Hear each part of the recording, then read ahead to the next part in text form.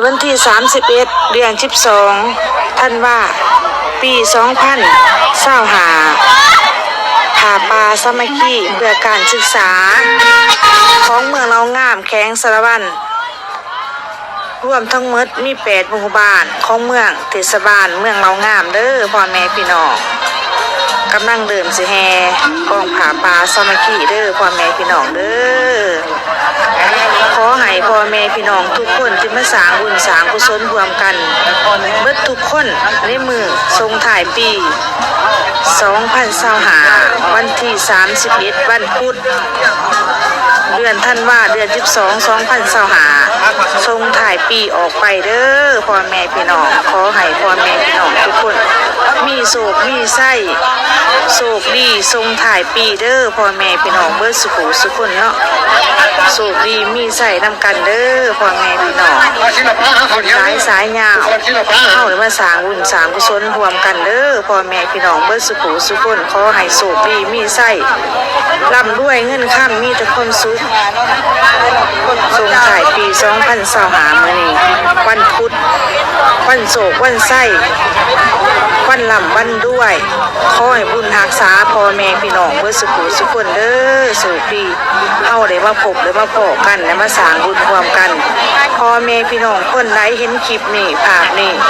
ก็ย่อมือสร้างน้ำทำบุญร่วมกันเด้อพ่อแม่พี่น้องขอให้ทุกคนโชคดีมีไส้นำกันเบิดสุขสุขคนเด้อให้โชคดีมีไส้บุญรักษาพ่อแม่พี่น้องเบิดสุขสุขคน8หมู่บ้านของเทศบาลเมืองเรางามขอให้โศกให้ไส้เบิดสุขสุขคนได้สร้างบุญสร้างกุศลรวมกันมีเมนผาป่าสามัคคีเพื่อการศึกษาของกรุงเฮียนมอสอเมืองเรางามขอให้โศกให้ไส้เบิดสุขสุขคนเด้อพ่อแม่พี่น้องขอให้ร่ำให้ด้วยนำกันเบิดสุขสุขคนโศกไส้ร่ำด้วยมีความสุขในสร้างน้ำทำบุญทำกันเบิดสุขสุขคนเด้อครูอาจารย์พ่อแม่พี่น้อง8หมู่บ้าน8เทศบาลของเมืองเรางามแข้งสารวัตรขอให้โศกให้ไส้ให้ร่ำให้ด้วยนำกันเบิดสุขสุขคนลูกหลานที่ว่าไม่แห่ผาป่าสามัคคีกายโศกให้ไส้เบิดสุขสุขคนเด้อลูกเด้อจะบ่ได้มา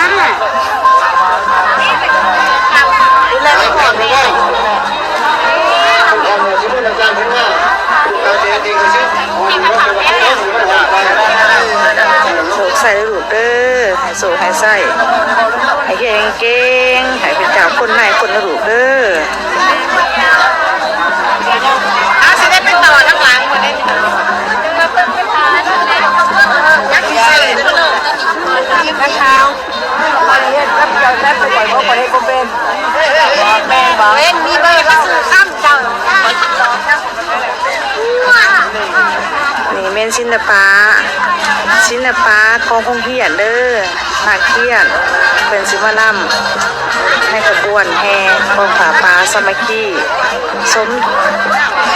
ทบทุนการศึกษาของ